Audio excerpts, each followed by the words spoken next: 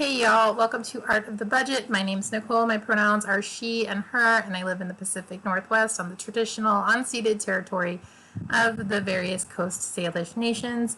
And today I'm bringing you a budget check-in for week 3 of July 2020. I am actually about to head out to an event that I helped plan today. It's Art March for Black Lives.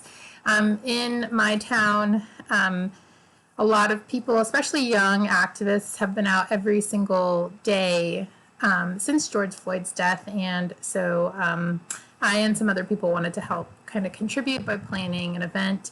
This is like a more family-friendly, accessible event. We're going to have some interactive art, and then we're going to do a neighborhood march for Black Lives. I'm really excited about it, but I wanted to get my budget check-in up because I really am trying to be more on top of that this last few months between quarantine and things. It's been hard to focus on the budget, but again, it's really important. It allows me to be more effective with the way that I use and share and allocate my funds. So let's get into it.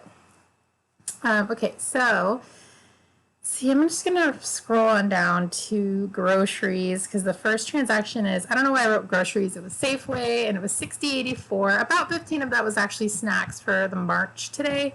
But I'm just going to leave that in there unless I have plenty in there. And so unless I need to like split hairs, I'm just going to leave it in there. So $60.84 into groceries.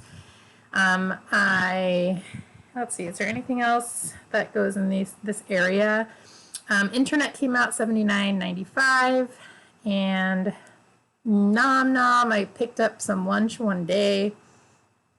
It was $20.29. I just got a sandwich and I got a couple of bao. I got one for a friend who was swinging by to bring a tent for our event today, and also I've been leaving pretty big tips when I get takeout. So that was $28.29 for restaurants, which I guess, is that my first restaurant this whole month? Interesting. Okay, I'm going to go up to sharing. So a few things need to come out of there. So my regular, I think I've been doing it since January, Crafting the Future, $25.75 came out. My regular $5 of local sharing came out.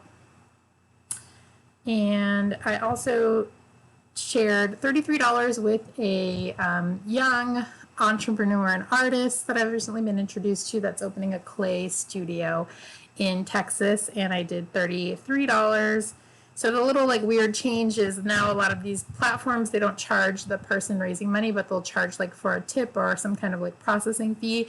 And so I always try to give something.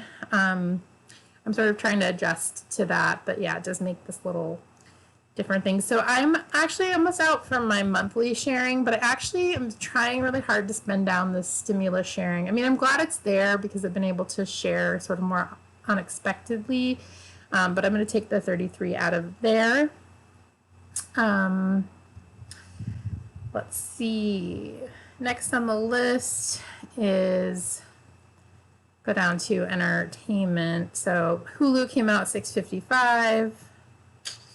Take that out. And I also invested $10 on Stash. And I'm going to call that fun money. I'm so over in fun. What did I do? Oh yeah, the personal finance course, which I did the first week of, and actually it's really quite amazing.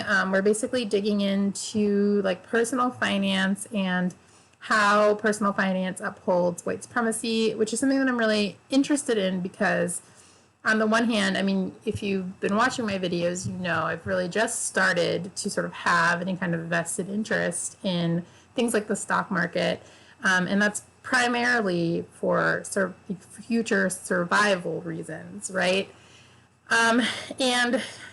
But basically this is really all predicated on white supremacy and basically the upholding of certain structures that like take from the most of the people and sort of give disproportionately to the few.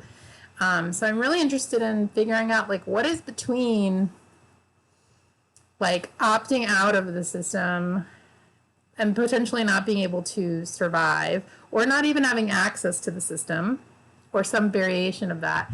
And like the opposite of survival. So how do we do that without being part of the problem? This is what I'm interested in investigating in this class, and it's already going really well. Okay, so let's get back to transactions. I'm just gonna scroll on down because I think I've just got cat stuff left. I did send my sister some money for her B-Day. She is an essential worker. We're not like really strict. I mean, I guess some of my siblings are really strict about like gifts, and some of them aren't. We're not typically super strict. We more just will give each other gifts when we like see something or run into something that someone would like. But she's an essential worker. She's working her ass off right now, not from home, in a grocery store, putting herself at a lot of risk. So I just wanted to send her some cash to do whatever she wanted with. So that's going to go into gifts. And then the rest is just vet stuff. So my cat fund right now has $537 in it. I took Violet for her checkup at the internist. That was $60, which like feels like basically free right now. And then I took Junior for his blood pressure checkup. That was $45. And then I picked up the anti-clotting medicine for him. That was $11.05. And if you missed it, I'm just basically getting a handle on it, but he's on like 10 different medications. But anyway, I'm still at $420.98, so it feels like I might actually come out ahead this month, which would be such a relief on that front, because I'd like to just have a little more of a cushion in the cat department. Okay, that is all my transactions for the month. Let me know down below how your month is going, and I will see you in the next video.